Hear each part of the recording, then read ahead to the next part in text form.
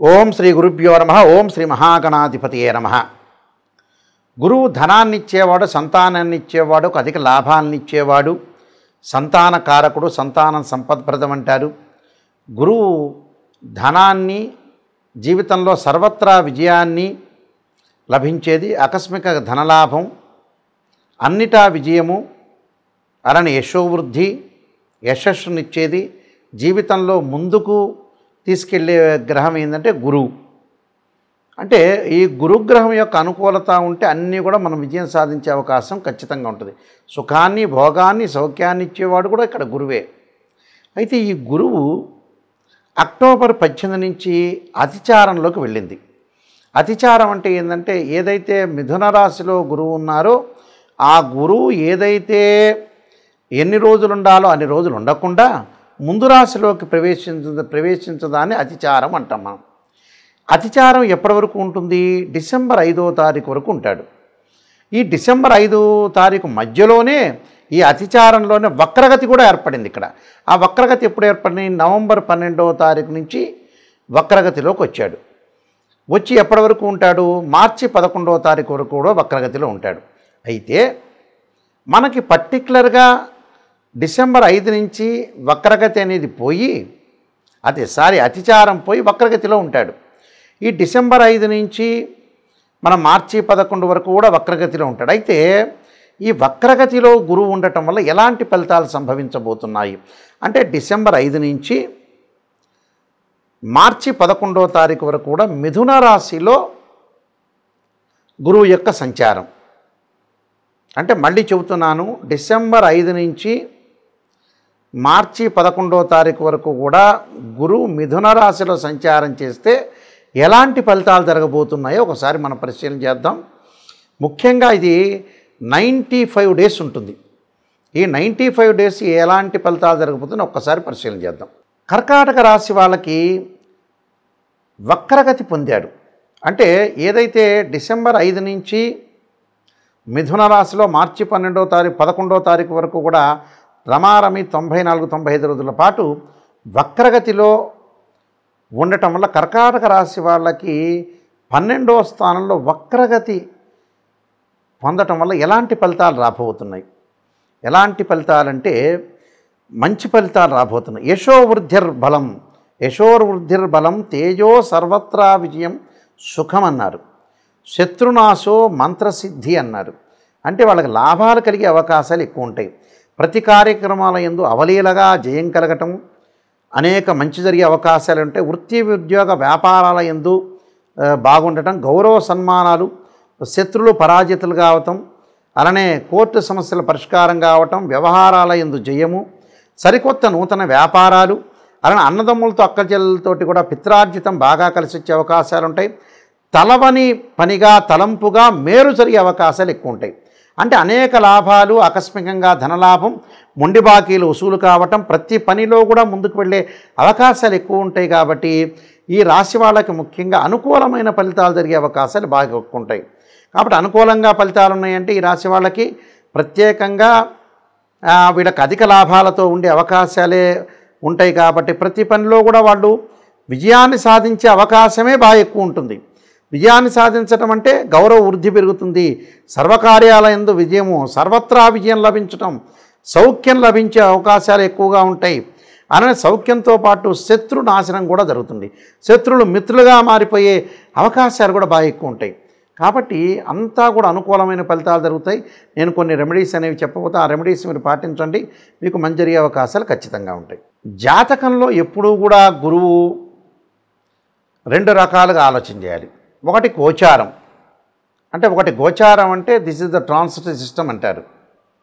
ఇప్పుడు ఎప్పుడైతే మేము రాశి ఫలాలు చెబుతున్నామో అవన్నీ కూడా గోచారీత్యా చెప్పబడే ఫలితాలు, కానీ బర్త్ చార్ట్ ప్రకారంగా చెప్పబడే ఫలితాలు కావు.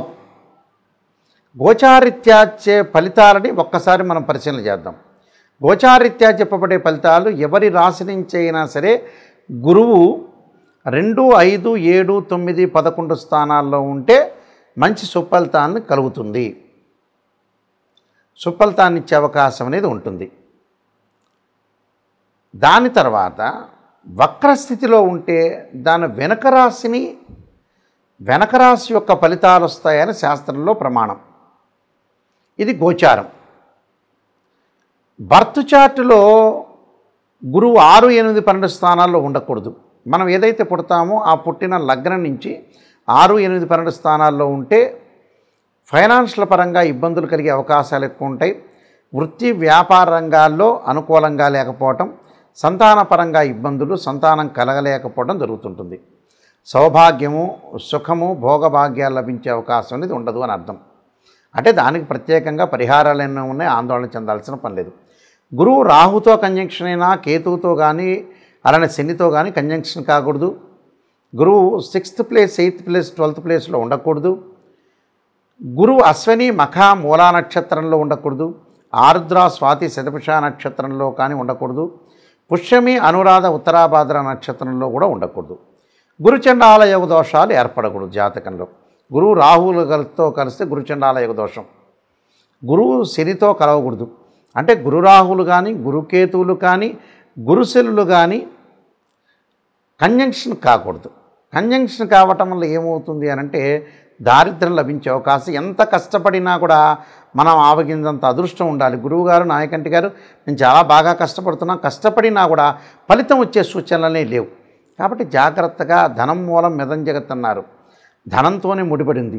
ఒకవేళ జాతకంలో గోచారీత్యా వాళ్ళకి దోషం అనేది కలిగినా దానికి కొన్ని పరిహారాలు చేసుకోవాలి. దత్తాత్రేయ స్వామి యొక్క స్తోత్రపారణం, దత్తకవచము, దేవానాంచ ఋషీరాంచ గురుకాంచన సన్నిభం బుద్ధిమతం త్రిలోకేశం తమ నమామి బృహస్పతి అనే మంత్రాన్ని, శనగలు దానం చేయటం, అలానే ఉడకబెట్టిన శనగలు గురువారం రోజున ప్రాతకాలంలో ఆవుకు పెట్టడం, శనగలతోటి వంటకం తయారు చేసి ప్రధాన అర్చకులకు ఇచ్చి, శనగ గుగ్గిళ్ళని ఉంటాయి అవి ప్రధాన అర్చకులకు ఇస్తే వారంతా కూడా అందరికీ కూడా పంచుతారు. అలానే నవగ్రహాల యొక్క ప్రదర్శన చేయటం, నవగ్రహాల ప్రదర్శనతో పాటు శని ఏదైతే గురువుకు సంబంధించిన జపం చేయటం చేసుకోవాలి. అంటే దేవగురువైన బృహస్పతి జపం చేయాలి. దేవానాంచ ఋషీనాంచ గురుకాంచన సన్నిభం బుద్ధిమతం త్రిలోకేశం తం నమామి బృహస్పతి అనే మంత్రాన్ని చదువుకోవటం. ముఖ్యంగా బ్రాహ్మణోత్తముల చేత దేవగురువైన బృహస్పతి జపం అనేది 16,000 సార్లు చేపించడం, దశాన్ క్షేత్రపణం, గురువు హోమం, బృహస్పతి హోమం, రావి సమిధులతోటి శనగలు దానం చేయటం చేయాలి. అలానే ప్రతి గురువారం కూడా దత్తాత్రేయ స్వామి స్తోత్రపారణం, దత్త కవచాన్ని చదువుకోవటం చాలా మంచిది. అంటే ఇవన్నీ కూడా రెమెడీస్ చేయాలి. విద్యార్థులు గురువు బాగలేని వాళ్ళు, విద్యార్థులు ఉత్తీర్ణత కాలేని వాళ్ళు, పరీక్షల్లో చదవలేని వాళ్ళు, పరీక్షల్లో చదివిందంతా కూడా మర్చిపోయేవాళ్ళు, ఇలాంటి వాళ్ళందరూ కూడా దక్షిణామూర్తి స్తోత్ర పారణం చేయాలి. ఎవరైతే దక్షిణామూర్తి స్తోత్ర పారణం చేస్తారో వాళ్ళకు అనుకూలంగా ఉంటుంది. పిల్లలు ఒకవేళ చేయలేని వాళ్ళు, పెద్దవాళ్ళు ఆ స్తోత్ర పారణం అబ్బాయి పేరు అనుకొని, అమ్మాయి పేరు అనుకొని దక్షిణామూర్తి స్తోత్ర పారణం చేయడం చాలా మంచిది. అంటే గురువుకి అధిదేవత ప్రత్యదేవత ఉంటారు. ధనపరంగా ఇబ్బందులు కలిగిన వాళ్ళు ఇంద్రాణి దేవతని, ఇంద్రుణ్ణి ఆరాధన చేయమంటారు. అలానే తారా మహాదేవిని కూడా ఆరాధన చేయమంటారు. అందువల్ల గురువు యొక్క అనుకూలంగా ఉండాలంటే దత్తాత్రేయ స్వామి యొక్క గుళ్ళను సంతరించడం, దత్తా స్వామి యొక్క స్తోత్ర పారణం చేయటం, అలానే ఆదిశంకరాచార్యుల్ని భక్తి శ్రద్ధలతో కొలవటం, రామానుజులను భక్తి శ్రద్ధలతోటి కొలవటం, ఇలా గురువులను ఆరాధన చేయటం, సిద్ధుల్ని గురువుల్ని ఆరాధన చేయటం వల్ల కూడా మనకి మంచి జరిగే అవకాశాలు ఎక్కువగా ఉంటాయి. దాని తర్వాత బృహస్పతి పాశుపతాశ్రుద్రాభిషేకం అని ఉంటుంది. బృహస్పతి పాశుపతాశ్ర హోమం చేసుకోవటం వల్ల కూడా మనకు మంచి జరుగుతుంటుంది. ఎందుకంటే గురుబలం ఉండాలంటారు జాతకంలో ఎప్పుడు కూడా. గురుబలం లేకపోతే ఇబ్బందులు కలిగే సూచనలు అనేవి బాగా ఎక్కువ ఉంటాయి. కాబట్టి గురుబలం అనేది మనకు ఉంటే అనుకూలంగా ఉండే అవకాశాలు ఖచ్చితంగా ఉంటాయి. నేను చెప్పే ఈ రెమెడీస్ పాటించండి. మీ అందరికీ కూడా గురువు యొక్క అనుగ్రహం అనేది ఉండాలని ఆశిస్తూ సర్వే జనా సుఖినో భవంతు.